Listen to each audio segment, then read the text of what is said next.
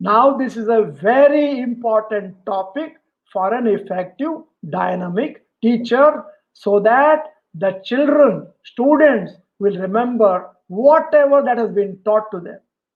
This beautiful curve is called the curve of forgetting. For example, I don't know how many of you can see my cursor. And my dear friends, can you see the cursor? Yes. This is the day one. I sit down and study for full 6 hours. I study for full 6 hours.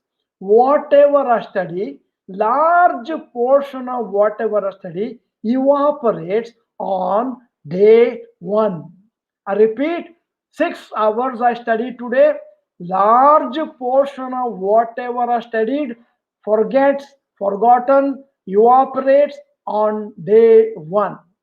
Whatever I remember or whatever I studied goes on declining to the seventh day. From seventh day, it goes steeply down to the 10th day. This is the curve called curve of forgetting, and this is a observation from research from the behavioral therapies. That is why a particular student listens to me or reads a particular chapter. I repeat again, listens to me as a teacher in the classroom or reads a particular chapter, large portion. Today he studies for 6 hours. Tomorrow you ask him, he will tell you for about 10 minutes what he studied. At the end of the 10th day, he remembers only the heading of the chapter.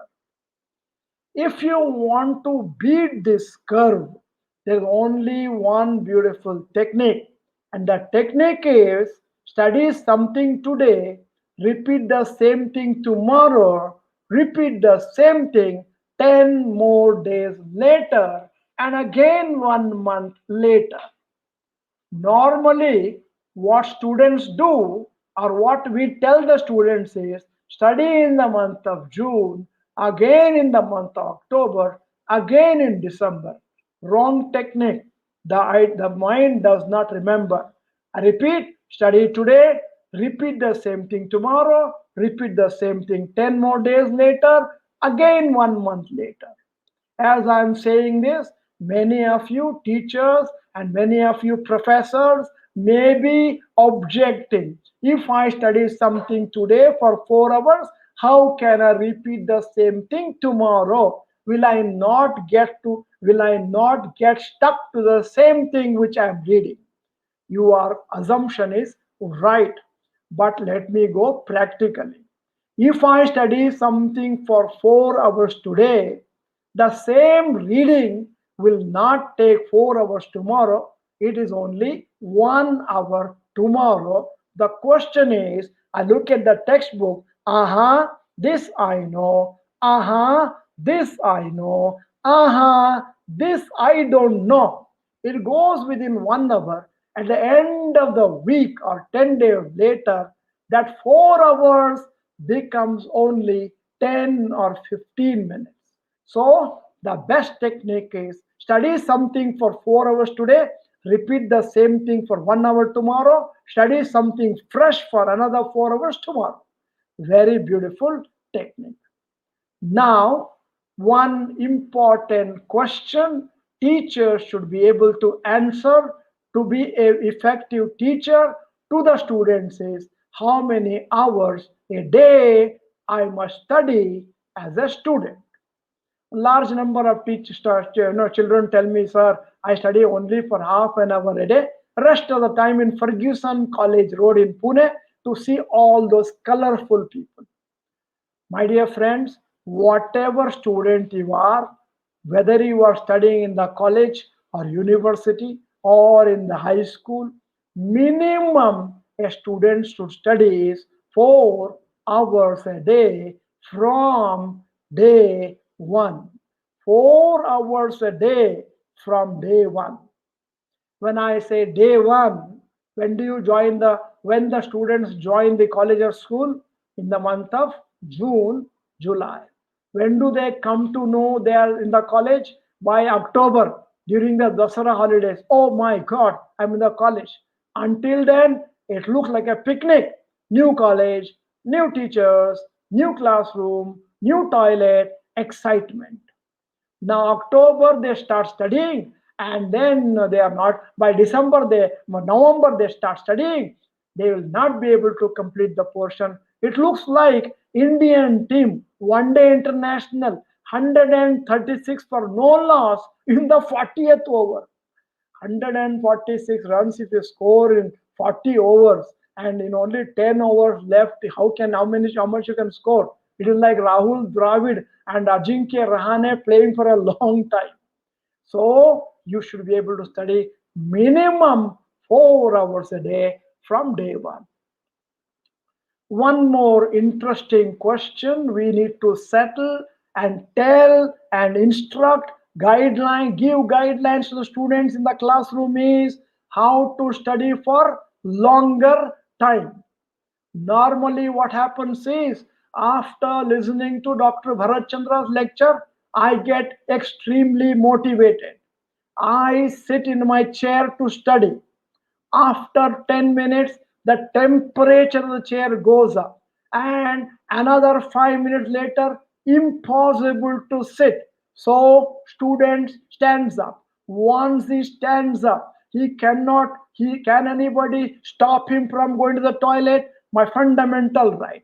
On the way back from the toilet, he passes through the living room where there is a television. He says, only 5 minutes TV program, please.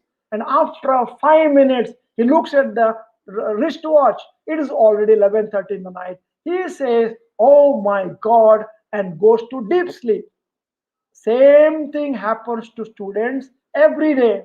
As an effective teacher, we must be able to give them a beautiful formula of being able to study for longer time.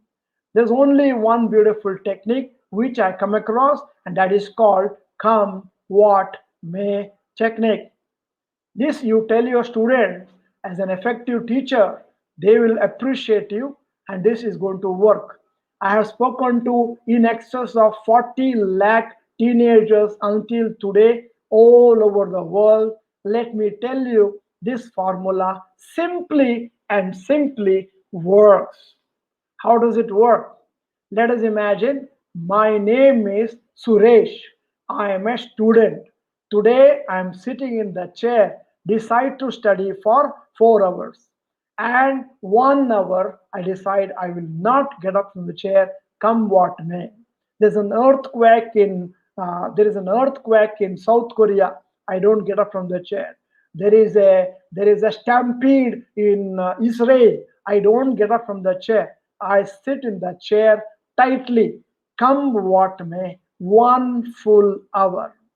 In the initial stages, concentration is becoming tougher, but at later stages becomes very easy. Should I study for 7 hours continuously, 4 p.m. to 11 p.m. continuously? Oh, continuously. Wrong technique. You should be able to tell your students 1 hour study, 10 minutes relaxation is a must. Students should be able to study for 1 hour, close the textbook, close your eyes, visualize what you studied for the last 1 hour. In the initial stages, the students' concentration is so good. When they close their eyes, they will be wondering, for the last 1 hour, was I studying physics or chemistry? Then open the textbook, oh, physics. I repeat, 1 hour study, 10 minutes relaxation. I repeat again, 1 hour study, 10 minutes relaxation. I repeated 3 times. You know why? Very often I get telephone calls from the teachers and the students that after listening to Dr. Bharat Chandra's lecture, my, my, my, my, my, my son or daughter studying for 10 minutes, relaxing for 1 hour. So, very important, 1 hour studies, 10 minutes relaxation. Now, one more question we have to settle as an effective teacher is what time is best for studying? You know, large number of people say early morning is good, but large number of people can't open their eyelids until 8 o'clock in the morning. Large number of people say no, no, no, night is the best time. For instance, all the people in this world can be classified into two categories: morning people, night people, and their life histories are entirely different. A morning person wakes up at 5 o'clock, studies until 8 o'clock, then he goes to college. In the evening, he studies another 2 hours. I said minimum 4 hours.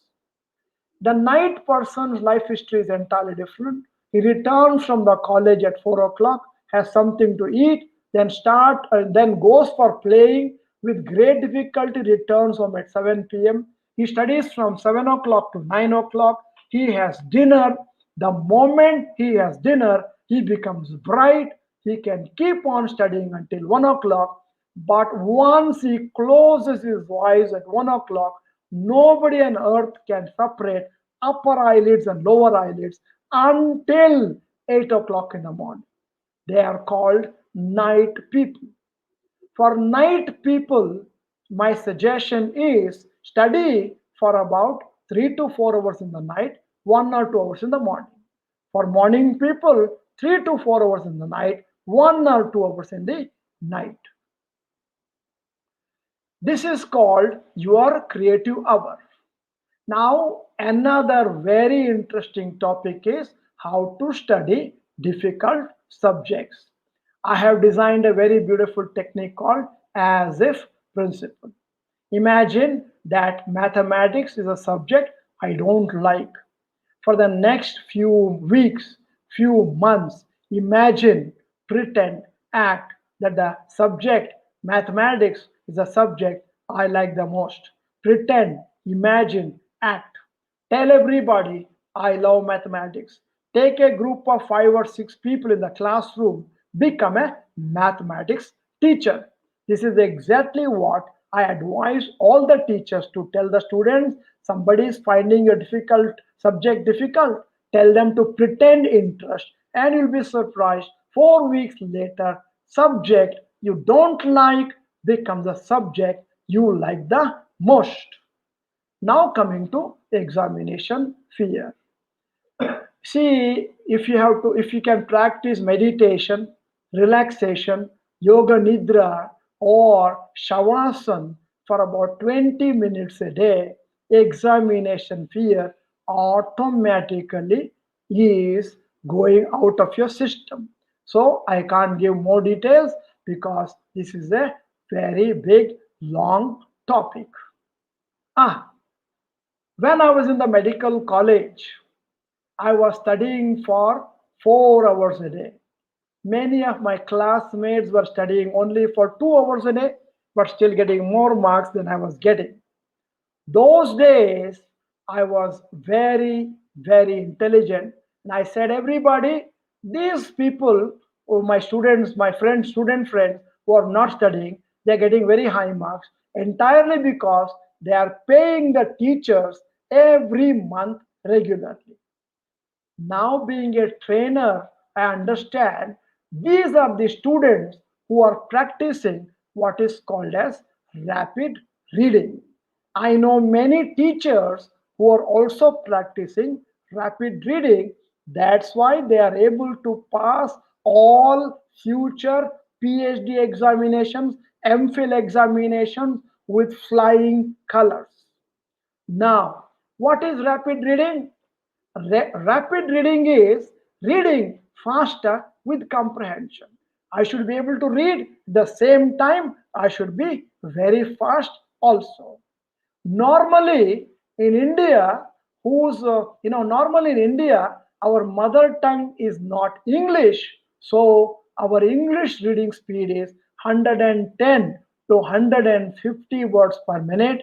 And as a trainer, I have trained people to read 450, 650 words plus, so that whoever was studying for 8 hours a day, 4 hours a day becomes 1 or 2 hours, or you can study more during your normal working hours. Now, what are the mistakes in rapid reading? Mechanical barriers. People have lip reading, tongue reading, finger pointing, head nodding, body movements, and vocalizing are the barriers. And then, what are the techniques of rapid reading? There are some beautiful techniques. If you want to read faster as a teacher, let me tell you, if you are a teacher, you should be able to read minimum 3 to 4 books in a week in your subject as well as general subjects, because you are the role model for the for the students. You are the role model for everybody in the society. You must, distinguish yourself with the tremendous edge you have in the knowledge front. What are the techniques? Let me highlight, because I'm running short of time. First one is create an urgency for reading faster. If you don't create urgency, you can never read faster. What you can do is take a textbook of 300 pages, or take a novel, take a non-fiction 300 pages, and tell yourself mentally, I am going to complete this book in the next 4 hours. 400, 300 pages, 4 hours. You should be able to read it very fast, whether you understand, whether you understand or not. In the initial stages, you may not understand. That's why I said initial stages sacrifice comprehension. Keep on reading faster, keep on reading faster, keep on reading faster. Don't bother to understand, but your mind cannot be reading without understanding. After some time, even at that speed of 400 or 500 words per minute, you will be able to understand, because your mind gets adjusted to that particular speed. Third important technique of rapid reading is never practice rapid reading on textbooks. Very important. Fourth one is improve your ISPan. Now, what we do in the textbook is keep on concentrate word by word by word by word. If you read like that, it is going to take years to read one particular book. What you do is look at the center of the page, collect the vision from the left to the right, collect the vision from the left to the right. Only one glass at the center of the page. And the fifth technique of reading faster is called reverse reading. This is my favorite technique of reading faster. And the beautiful technique is hold the book, look at my hand, hold the book upside down. Give me a book, hold the book upside down and read. And you'll be totally surprised. And by doing this, for example, this is the book, this is the book, hold it upside down, read the book like this for about 10 minutes a day, and take your reading speed today, and 1 month later you practice this, you'll be absolutely surprised. 1 month later, your reading speed will be almost double. Now I'm going to run through all these things. I come to another beautiful topic that has to be dealt for every teacher is how to make the children listen once in the classroom and remember. I repeat, how to make the children, students, listen once in the classroom and remember. I've been a trainer. This is my job to improve the listening comprehension. For example, every time you are teaching as a student, sorry, every time you are teaching as a teacher in the classroom, as the as your teaching is coming to the end of the class, let us imagine 1 hour is over, you are winding up today's session. As a teacher, Do this exercise and see the effectiveness. Tell every student in the classroom, tomorrow I am covering this particular chapter. All of you, please glance at that chapter in the textbook, such and such a textbook, and come back to the classroom. You will be totally surprised. One of the wonderful technique I tell students is ask the teacher what topic he or she is going to cover tomorrow. Go home, take that particular chapter, read it for about 5 to 10 minutes, and the question is, aha, this is there in the chapter, aha, this is being explained in the chapter, and only 10 minutes glance through. For example, chapter on aluminium. What is aluminium? Where it is found? How it is being manufactured? What are the practical uses of aluminium in the present world, etc., etc., etc. You will be surprised on and the memory of the student gets strengthened just because you told them which chapter you're going to cover tomorrow. And one more important thing, tell all your students once they go home, whatever topic you cover today, or if I repeat again, whatever chapter you cover today, they must study the same chapter at home that particular night for about 20 or 15 minutes, and their memory and impression gets strengthened permanently. Normally what happens is we don't tell this particular technique to the students. What they do is they listen to in the classroom today, they revise the topic 1.5 months later, whatever you studied is gone. And one more important thing you can tell your students is as soon as they go home, or as they are going home by bus, or if they are sitting in the auto rickshaw or wherever, or when they are sitting in the library, let them close their eyes, visualize you as a teacher in the classroom, and recapitulate whatever you covered on that particular day. If you cover the topic for 1 full hour, the student will be able to remember only topic of 5 minutes. That is more than enough. Even if they remember the topic for 5 minutes, their memory gets absolutely strengthened.